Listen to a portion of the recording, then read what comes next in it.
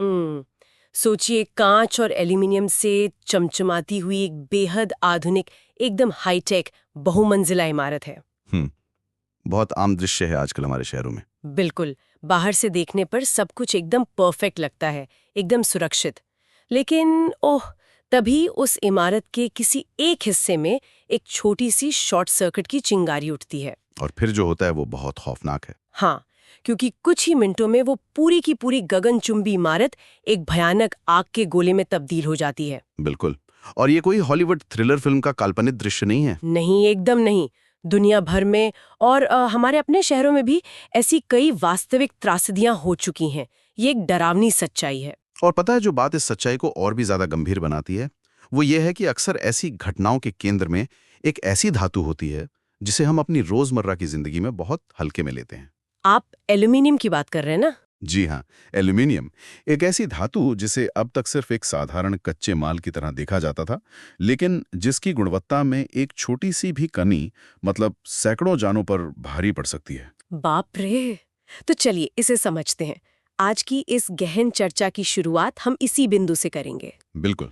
आज हमारे पास विस्तृत विश्लेषण के लिए जो दस्तावेज हैं, वो भारतीय निर्माण क्षेत्र में एक बहुत बड़ा भूचाल लाने वाले हैं। हम बात कर रहे हैं भारत सरकार की नई अधिसूचना की, जिसका नाम है aluminium and aluminium alloy products quality control order 2025। और इसके साथ ही हमारे पास अनुपालन यानी कंप्लायंस से जुड़ी एक बहुत ही विस्तृत गाइड भी है। सही कहा। तो हमारा आज का मिशन ये डिकोड करना है कि एल्यूमिनियम जैसी इतनी आम धातु पर अचानक इतने सख्त, मतलब लगभग मेडिकल ग्रेड के सरकारी नियम क्यों थोपे जा रहे हैं। ये एक बहुत बड़ा सवाल है ना? और इतने विशाल उद्योग के लिए रातों रात इस बदलाव के मायने क्या हैं? मतलब जो लोग एल्यूमिनियम बना रहे हैं, उनका क्या होगा? देखिए, इस पूरे बदलाव को समझने के लिए ना हमें अपना नजरिया थोड़ा बदलना होगा। अच्छा, कैसे? जो सरकारी दस्तावेज हमारे सामने हैं, वो स्पष्ट करते हैं कि गुणवत्ता नियंत्रण या क्वालिटी कंट्रोल अब महज एक कागजी औपचारिकता नहीं रह गया है। मतलब सिर्फ फॉर्म भरने वाली बात नहीं है अब। बिल्कुल नहीं। सरकार अब एल्यूमिनियम को सिर्फ एक धातु के रूप में नहीं देख रही है, बल्कि इसे एक इंजीनियरिंग एसेट माना जा रहा है। Engineering asset. जी, चाहे वो हमारे घरों की छत हो, दफ्तरों की दीवारें हों या खेतों में इस्तेमाल होने वाले उपकरण, हर जगह इस धातु का प्रदर्शन एक तय, एकदम अचूक मानक पर होना ही चाहिए। तो मतलब ये केवल व्यापार को विनियमित करने या रेगुलेट करने का प्रयास नहीं है? नहीं, ये सीधे तौर पर राष्ट्रीय बुनियादी ढांचा और मानव जीवन की सुरक्षा का मामला है। लेकिन ये जो सुरक्षा है ना, ये एक बहुत ही सख्त और डरावने टाइमर के साथ आ रही है। मैंने जब ये दस्तावेज पढ़ा तो उसमें एक तारीख बार बार एक चेतावनी की तरह उभर कर आ रही थी। आप 1 अक्टूबर 2025 की बात कर रही हैं? बिल्कुल, 1 अक्टूबर 2025। इस दिन से नए क्वालिटी कंट्रोल ऑर्डर के तहत BIS सर्टिफिकेशन पूरी तरह से अनिवार्य हो जाएगा। हाँ, मैंडेटरी हो जाएगा। इसका सीधा मतलब तो यही है कि सूचीबद्ध जितने भी एल्यूमिनियम उत्पाद हैं, उन पर भारतीय मानकों का पालन करना और वो BIS स्टैंडर्ड मार्क लगाना कानूनी रूप से अनिवार्य होगा। एकदम सही। तो ये तो उद्योग के लिए किसी टाइम बॉम्ब या किसी गहरी खाई के किनारे खड़े होने जैसा लगता है ना? हाँ, झटके जैसा तो है। तो मेरा सवाल ये है कि क्या इतने बड़े, जटिल और काफी हद तक असंगठित उद्योग के लिए ऐसी अचानक तय की गई डेडलाइन बहुत ज्यादा आक्रामक नहीं है? सतह से देखने पर अगर हम इसे बड़े परिदृश्य से जोड़ें तो ये कदम निश्चित रूप से एक बहुत बड़े झटके जैसा लगता है। हाँ, क्योंकि लोग तैयार नहीं होंगे इसके लिए। बिल्कुल। खासकर उन हजारों निर्माताओं के लिए जो दशकों से मतलब बिना किसी सख्त वैज्ञानिक निगरानी के केवल अंदाजे और अपने अनुभव के आधार पर काम कर रहे थे। जुगाड़ से काम चल रहा था एक तरह से। हाँ, कह सकते हैं। लेकिन अगर हम नीति निर्माण के मनोविज्ञान को समझें तो ये हार्ड स्टॉप या सख्त कट ऑफ डेट बेहद जरूरी होती है। वो क्यों? क्योंकि विनिर्माण की दुनिया में जब तक आप एक अपरिवर्तनीय अंतिम तिथि तय नहीं करते, तब तक सिस्टम में कोई वास्तविक बदलाव आता ही नहीं है। अनुपालन की तारीख हमेशा कल पर टलती रहती है। ये बात तो है। मैं इस बात से सहमत हूँ कि बदलाव के लिए दबाव जरूरी है। जी। लेकिन जमीनी हकीकत ये भी है कि इस उद्योग का एक बहुत बड़ा हिस्सा छोटे कारखानों का है, मतलब MSME सेक्टर। बिल्कुल, बहुत बड़ा हिस्सा है। तो क्या इस 1 अक्टूबर की डेडलाइन का मतलब ये है कि जो छोटे निर्माता तुरंत करोड़ों रुपए की नई टेस्टिंग मशीनें नहीं खरीद सकते, उनके कारखानों पर ताला लग जाएगा? ये डर तो होता ही ऐसे समय में। तो क्या ये बड़े कॉर्पोरेट्स का एकाधिकार स्थापित करने का कोई अप्रत्यक्ष तरीका तो नहीं है? मुझे पढ़ते हुए यही लग रहा था। देखिए, ये एक बहुत ही प्रासंगिक और गहरी चिंता है, और दस्तावेजों को पढ़ते समय सबसे पहला सवाल यही उठता है। हाँ। लेकिन दिलचस्प बात यह है कि अधिसूचना में इस झटके को सोखने के लिए ना एक व्यवस्था की गई है। अच्छा, कैसी व्यवस्था? एमएसएमई यानी जो हमारे सूक्ष्म, लघु और मध्यम उद्यम है, उनको एक विशेष छूट या रिलैक्सेशन दी गई है। ओहो, तो मतलब उन्हें नियम नहीं मानने पड़ेंगे? नहीं, ये कोई फ्री पास नहीं है कि वो खराब माल बनाते रहें। हाँ। बल्कि एक स्टैगर्ड टाइमलाइन है, मतलब एक क्रमिक समय सीमा।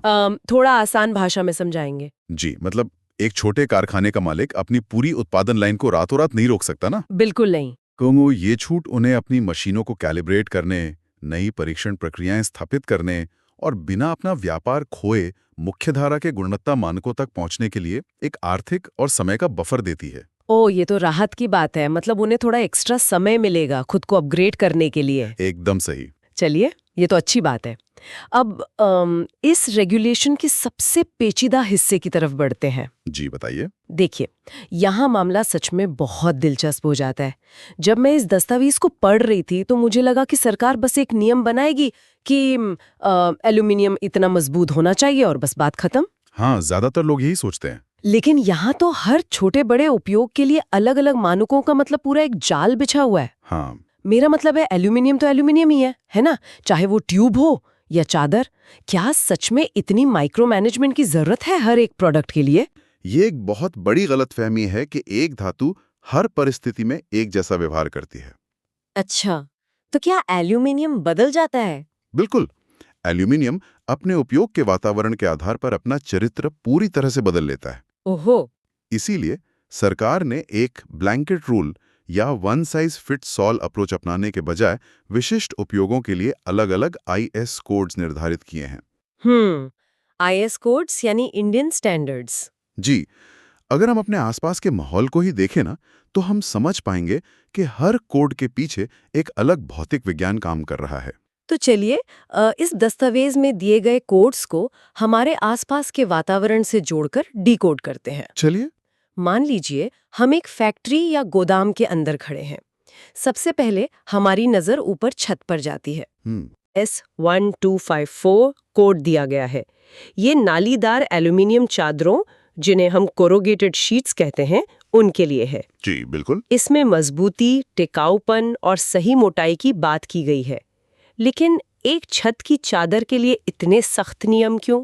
मतलब वो तो बस ऊपर रखी हुई है। क्योंकि वो चादर सिर्फ एक आवरण नहीं है, वो मौसम के खिलाफ रक्षा की पहली पंक्ति है।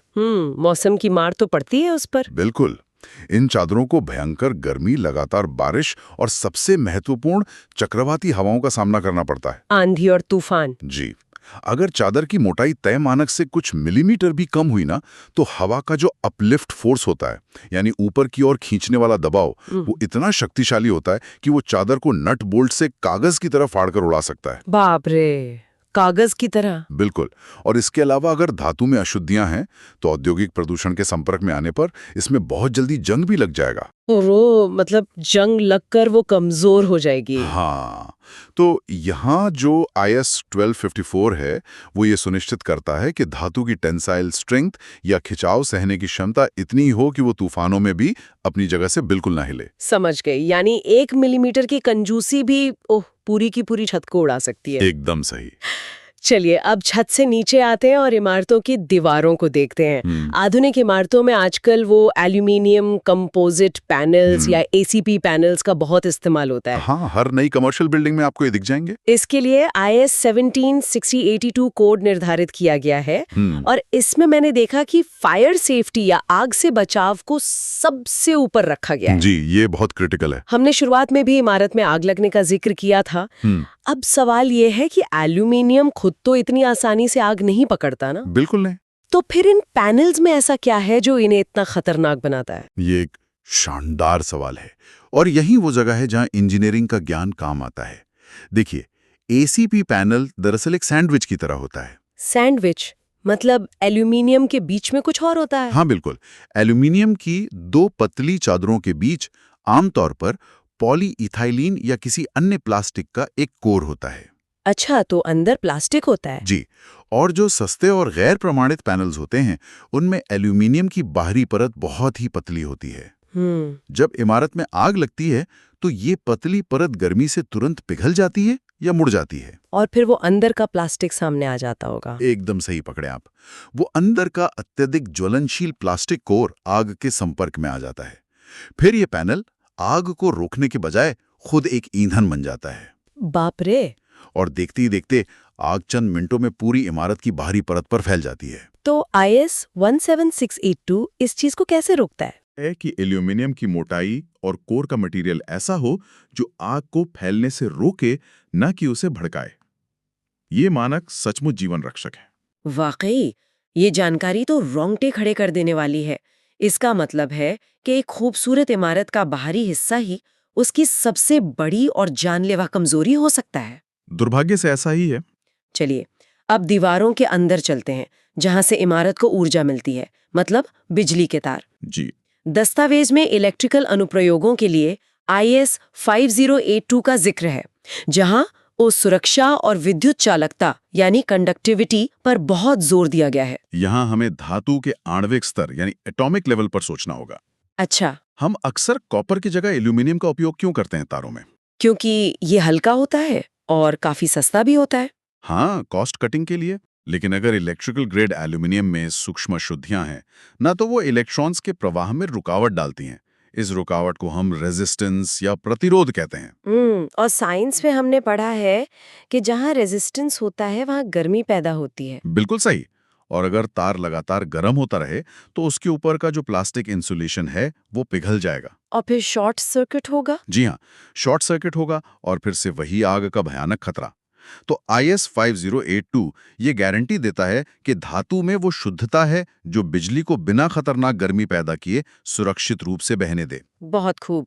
और अगर हम भारी मशीनों या एरोस्पेस की बात करें, क्योंकि दस्तावेज में एक IS 733 का भी उल्लेख है जो एल्यूमिनियम बार्स और रॉड्स के लिए है।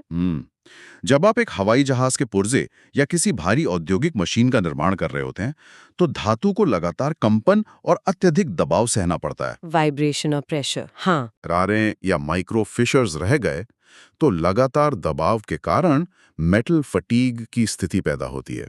मेटल फटीग मतलब धातु थक जाती है एक तरह से। हाँ, वो छोटी सी दरार धीरे धीरे बड़ी होती है और एक दिन अचानक बिना किसी पूर्व चेतावनी के पूरा का पूरा पुर्जा टूट जाता है। बाप रे। एरोस्पेस जैसी जगहों पर इस कैटास्ट्रोफिक फेलियर का मतलब है एक सीधा और भयानक हादसा। हवा में जहाज का पुर्जा टूटना, आप समझ सकती है कितना खतरनाक है। बिल्कुल बिल्कुल। मैं एरोस्पेस और ऊंची इमारतों के लिए इन कड़े मानकों का तर्क तो पूरी तरह समझ पा रहे हूँ। लेकिन दस्तावेज में एक और कोड है जिसने मुझे थोड़ा सोचने पर मजबूर कर दिया। कौन सा? ये है IS 792। ये कृषि में इस्तेमाल होने वाली सिंचाई ट्यूब्स या इरिगेशन पाइप्स के लिए है। जी, इरिगेशन ट्यूब्स। अब मुझे ये बताइए, क्या सच में एक किसान के खेत में पानी देने वाले पाइप के लिए हमें एरोस्पेस या गगनचुंबी इमारतों के स्तर की सख्ती चाहिए? क्या इससे किसानों के लिए उपकरण बहुत महंगे नहीं हो जाएंगे? ये एक बहुत ही जायज संदेह है।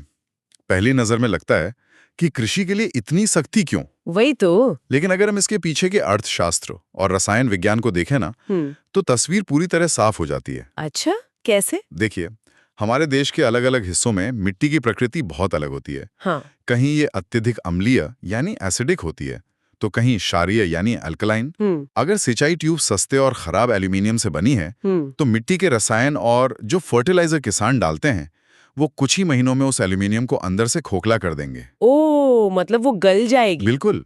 इसके अलावा ट्यूब को पानी के भारी हाइड्रोस्टैटिक प्रेशर को भी झेलना होता है मोटर चलने पर। हाँ, पानी का दबाव तो तेज होता ही है। अगर ट्यूब बीच खेत में फट गई तो किसान की पूरी फसल बर्बाद हो सकती है। ये तो है, नुकसान तो बड़ा है। और एक बहुत महत्वपूर्ण बात यह भी है कि ये ट्यूब्स अक्सर बड़े सरकारी टेंडर्स के माध्यम से भारी मात्रा में खरीदी जाती हैं। अच्छा, मतलब सरकार खरीद कर किसानों को देती है। जी, तो ये नियम ये सुनिश्चित करता है कि टैक्सपेयर्स का करोड़ों रुपया ऐसे कबाड़ में ना जाए जो एक सीजन भी ना टिक सके। दीर्घकालिक रूप से देखें तो ये सस्ता और बेहतर रिटर्न ऑन इन्वेस्टमेंट है। तो अब ये पूरी तस्वीर एकदम साफ हो गई है मेरे लिए। जी, मतलब एक ही धातु लेकिन 5 बिल्कुल अलग अलग उपयोग और हर उपयोग के साथ जुड़े हुए जीवन मरण या भारी आर्थिक नुकसान के जोखिम। बिल्कुल सही। अब मुझे समझ आ रहा है कि सरकार इस मामले में इतनी आक्रामक क्यों है। लेकिन मान लीजिए कि मैं एक बहुत ही जिद्दी निर्माता हूँ। अच्छा। मैं सोचती हूँ कि अरे यार, ये सब नियम तो सिर्फ कागजों पर ही अच्छे लगते हैं, मैं तो अपना माल वैसे ही बनाऊंगी और बेचूंगी जैसे पिछले 20 साल से कर रही हूँ। ऐसे बहुत लोग सोचते हैं शुरुआत में। तो इन दस्तावेजों के अनुसार अगर कोई ऐसा करता है और अनुपालन नहीं करता है तो उसके परिणाम क्या होंगे? देखिए, अगर कोई भी निर्माता आज के समय में ऐसा सोचने की गलती कर रहा है ना, तो वो अपने ही हाथों अपने व्यापार की कब्र खोद रहा है। इतने गंभीर है मामला? बिल्कुल। ये अब कोई साधारण ट्रैफिक चला नहीं है जहां आपने 200 रुपए का जुर्माना भरा और आप फिर से अपनी गाड़ी दौड़ाने लगे। तो इसे हम किस चीज से जोड़कर देख सकते हैं? मतलब बिना हेलमेट और बिना लाइसेंस के हाईवे पर गाड़ी चलाने जैसा है क्या, या व्यापार को पूरी तरह से पंगु बना देने जैसा? इसे आप बैंकिंग सिस्टम में एक जाली या नकली नोट जमा करने की कोशिश की तरह समझ सकते हैं। बाप रे, क्रिमिनल ऑफेंस। हाँ, जैसे ही सिस्टम को पता चलता है कि आपका नोट जाली है, वो सिर्फ उस नोट को वापस नहीं करता, वो तुरंत आपके बैंक खाते को फ्रीज कर देता है, जांच बिठाता है और आपको एक वित्तीय अपराधी की तरह चिन्हित कर देता है। ओहो। ठीक यही बात BIS सर्टिफिकेशन ना होने पर लागू होती है। नए नियमों और BIS अधिनियम के तहत सबसे पहले तो आपके उत्पादों की बिक्री पर पूर्ण प्रतिबंध लग जाएगा। मतलब माल फैक्ट्री से बाहर ही नहीं जा पाएगा? बिल्कुल नहीं जा पाएगा, और इसके ऊपर से आपको भारी कानूनी दंड और पेनल्टीज का भी सामना करना पड़ेगा। उफ, और मुझे लगता है कि ये तो सिर्फ शुरुआत है। असली नुकसान तो कुछ और ही है, जो शायद कागजों पर या फाइन की रसीद पर दर्ज नहीं होता। बिल्कुल सही कहा आपने। सबसे बड़ा और अपूरणीय नुकसान है बाजार के भरोसे का वाष्पीकरण। मार्केट ट्रस्ट खत्म हो जाना। जी। एक बार जब कोई ब्रांड बिना सर्टिफिकेशन का या असुरक्षित माल बेचने के कारण सरकारी टेंडर से ब्लैकलिस्ट हो जाता है ना, तो पूरी सप्लाई चेन में हड़कंप मच जाता है। हाँ, कोई रिस्क नहीं लेना चाहेगा। बिल्कुल। कोई भी बड़ा बिल्डर, कोई भी प्रतिष्ठित कंपनी आपके साथ व्यापार नहीं करना चाहेगी। मार्केट ट्रस्ट या साख बनाने में पीढ़ियां लग जाती हैं, लेकिन उसे खत्म होने में सिर्फ एक सरकारी नोटिस लगता है। ये तो सच है। और एक बार जब सप्लाई चेन आपको बाहर फेंक देती है, तो वापसी लगभग असंभव हो जाती है। ये तो सचमुच किसी भी व्यवसायी के लिए सबसे बुरा सपना है ना? ठीक है, अब हम समस्या की गंभीरता को तो समझ चुके हैं। अब उपाय पर आते हैं। जी। अगर मैं एक ऐसा निर्माता हूं जो इस 1 अक्टूबर 2025 की डेडलाइन से पहले अपने व्यापार को सुरक्षित करना चाहता है, तो मुझे क्या करना होगा? दस्तावेज में सर्टिफिकेशन की प्रक्रिया के बारे में क्या बताया गया है? प्रक्रिया काफी विस्तृत और तकनीकी है। इसमें कई जटिल चरण शामिल हैं। अच्छा, जैसे कि? सबसे पहले तो आपको अपने उत्पाद और कारखाने का एक संपूर्ण दस्तावेजीकरण यानी डॉक्यूमेंटेशन तैयार करना होगा। Paper work. उसके बाद सरकार के मानक पोर्टल पर रजिस्ट्रेशन और फाइलिंग करनी होती है, जो कि अपने आप में एक कड़ा डिजिटल चेक पॉइंट है। ठीक है। फिर आपको मान्यता प्राप्त प्रयोगशालाओं के साथ समन्वय करके अपने उत्पादों की टेस्टिंग करवानी होती है। टेस्टिंग मतलब वो लैब टेस्ट्स होंगे? जी। और अंत में BIS अधिकारियों द्वारा आपके कारखाने का विस्तृत निरीक्षण यानी फैक्ट्री इंस्पेक्शन किया जाता है। वो क्यों? ताकि ये देखा जा सके कि आपकी उत्पादन प्रक्रिया लगातार गुणवत्ता बनाए रखने में सक्षम है या नहीं। मतलब सिर्फ एक बार अच्छा माल नहीं बनाना है, हमेशा बनाना है। उफ, ये सुनकर ही मुझे थकावट महसूस हो रही है। ये आसान नहीं है। मानक पोर्टल, लैब टेस्टिंग, इंस्पेक्टरों के साथ कोऑर्डिनेशन। मतलब एक छोटे कारखाने का मालिक जिसका मुख्य काम भट्ठी में एल्युमिनियम पिघलाना और उसे आकार देना है, वो ये सब कागजबाजी कैसे करेगा? ये एक बहुत बड़ा चैलेंज है। ये तो लाल फीताशाही और कागजी कार्रवाई का एक ऐसा पहाड़ है जो मतलब शायद उसके व्यापार का दम ही घोट दे। देखिए, ये एक बहुत ही व्यवहारिक और वास्तविक डर है, और अक्सर यही वो मोड़ होता है जहां कई छोटे निर्माता हार मान लेते हैं या इस पूरी प्रक्रिया को टालते रहते हैं। हाँ, जब तक कि डेडलाइन सिर पर ना आ जाए। बिल्कुल। लेकिन बाजार हमेशा हर समस्या का समाधान निकाल ही लेता है। ऐसे जटिल नियामक ढांचों के जवाब में अब कंप्लायंस इकोसिस्टम या अनुपालन एजेंसियों का उदय हो रहा है। अनुपालन एजेंसियां? जी। उदाहरण के लिए हमारे पास जो अनुपालन रिपोर्ट है, उसमें क्वालिटेंस इंडिया जैसी कंसल्टिंग एजेंसियों की भूमिका का काफी विस्तार से विश्लेषण किया गया। हाँ, मैंने भी पढ़ा वो रिपोर्ट में। तो क्या ये जो क्वालिटेंस इंडिया जैसी एजेंसियां हैं, ये इस पूरे सिरदर्द को अपने ऊपर ले लेती हैं? काफी हद तक। ये विशेषज्ञ एजेंसियां एक तरह से वन स्टॉप सोल्यूशन या टर्न की समाधान के रूप में काम करती हैं। मतलब A to Z सब कुछ वही देखेंगी? हाँ, उनका काम सरकारी नौकरशाही की जटिल भाषा को समझना और उसे कारखाने के फ्लोर पर लागू होने वाले सरल कदमों में बदलना है। अरे वाह, ये तो बहुत मददगार होगा। बिल्कुल। वे आपका पूरा दस्तावेजीकरण संभालते हैं, मानक पोर्टल की तकनीकी फाइलिंग करते हैं, प्रयोगशालाओं के साथ टेस्टिंग का समन्वय करते हैं और यहाँ तक कि फैक्ट्री निरीक्षण के लिए आपकी टीम को पहले से तैयार भी करते हैं। मतलब मॉक इंस्पेक्शन जैसी चीजें। ये तो बहुत बढ़िया है। अच्छा, मैंने रिपोर्ट में देखा था कि इनका संपर्क सूत्र भी दिया हुआ है। शायद कोई जो सुन रहा है उसके काम आ जाए। जी बिल्कुल, बता दीजिए। इनका फोन नंबर है +91 9310 615170। जी, और एक ईमेल भी था उनका। हाँ, ईमेल है qualitansindia@hotmail.com। qualitansindia@hotmail.com।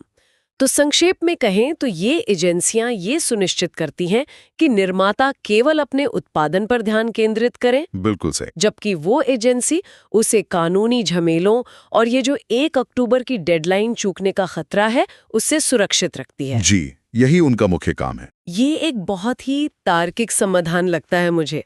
जब दांव पर पूरा व्यापार लगा होना, तो विशेषज्ञों की मदद लेना ही सबसे समझदारी भरा कदम है। 100%। और जो लोग इंतजार करने की सोच रहे हैं, उन्हें समझना चाहिए कि टेस्टिंग और इंस्पेक्शन में तो महीनों लग सकते हैं। बिल्कुल लग सकते हैं। तो अगर आप सितंबर 2025 में जागेंगे कि चलो BIS ले लेते हैं, तो आप निश्चित रूप से खाई में गिरेंगे। इसमें कोई संदेह नहीं है, ये एक ऐसी प्रक्रिया है जिसे समय रहते शुरू करना ही एकमात्र विकल्प है। तो चलिए इस विस्तृत विश्लेषण को अब समेटते हैं। 2025 का ये क्वालिटी कंट्रोल ऑर्डर भारतीय एल्यूमीनियम उद्योग के काम करने के तरीके को हमेशा के लिए बदलने वाला है। पूरी तरह से। 1 अक्टूबर 2025 वो निर्णायक तारीख है जब एल्यूमीनियम पूरी तरह से एक रेगुलेटेड और प्रमाणित धातु बन जाएगा। जी। लेकिन देखिए, ये चर्चा सिर्फ कारखानों के मालिकों या इंजीनियरों तक सीमित नहीं है। इसका सीधा असर हर उस व्यक्ति पर पड़ता है जो एक घर में रहता है, दफ्तर में काम करता है या इस देश के बुनियादी ढांचे का इस्तेमाल करता है। ये बात आपने बिल्कुल सही कही। ये नियम अंततः उपभोक्ताओं की, यानी हमारी और आपकी सुरक्षा और हमारे पैसे की सही कीमत सुनिश्चित कर रहा है। बिल्कुल। जब हम एक बहुमंजिला इमारत के पास से गुजरते हैं, तो हमें ये विश्वास होना चाहिए कि उसके ACP पैनल किसी शॉर्ट सर्किट से आग नहीं पकड़ेंगे। जब हम स्विच ऑन करते हैं, तो हमें यकीन होना चाहिए कि दीवारों के पीछे दौड़ रहे वो एल्यूमीनियम के तार सुरक्षित हैं। सरकार जो कर रही है वो एल्यूमीनियम के व्यापार को मुश्किल बनाना नहीं है, बल्कि हमारे जीवन को सुरक्षित बनाना है। एकदम सटीक विश्लेषण है ये। और अगर हम इस पूरे बदलाव को एक व्यापक, मतलब एक वैश्विक नजरिए से देखें ना, तो क्या दिखता है? तो एक बहुत ही गहरा सवाल उभर कर सामने आता है। भारत सरकार आज एल्यूमीनियम जैसी इतनी बुनियादी धातु पर गुणवत्ता के ऐसे कड़े मानक लागू कर रही है जो अक्सर पश्चिमी देशों या एरोस्पेस उद्योगों में देखे जाते हैं। हाँ, ये तो है। तो अगर ये नीति सफल होती है, तो क्या हम एक ऐसे भविष्य की ओर बढ़ रहे हैं जहां ग्लोबल सप्लाई चेन में मेड इन इंडिया के ठप्पे का मतलब सिर्फ एक सस्ता विकल्प नहीं रह जाएगा? अरे वाह, ये तो बहुत बड़ी बात है। बिल्कुल। क्या ये कड़ा गुणवत्ता नियंत्रण मेड इन इंडिया को सर्वोच्च और अचूक गुणवत्ता का वैश्विक पर्याय बना देगा? सोचने वाली बात है। और अगर भारतीय निर्माता इन कड़े परीक्षणों से गुजरकर निखरते हैं, तो क्या आने वाले दशकों में भारत वैश्विक इंजीनियरिंग और विनिर्माण बाजार पर पूरी तरह से हावी हो सकता है? ये एक ऐसा विचारोत्तेजक सवाल है जो हमें इस पूरी प्रक्रिया को एक अलग ही, मतलब एक बहुत ही सकारात्मक नजरिए से देखने पर मजबूर करता है। जी। एक साधारण सी धातु में बदलाव पूरे देश की वैश्विक छवि को बदल सकता है। आज की ये गहन चर्चा हमें यही सिखाती है कि प्रगति कभी-कभी कड़े नियमों के भेष में आती है। बिल्कुल सही कहा आपने। इसी विचार के साथ हम आज के इस डीप डाइव को यहीं विराम देते हैं। हमेशा सवाल पूछते रहिए और सतह से नीचे गहराई में उतरने के लिए तैयार रहिए।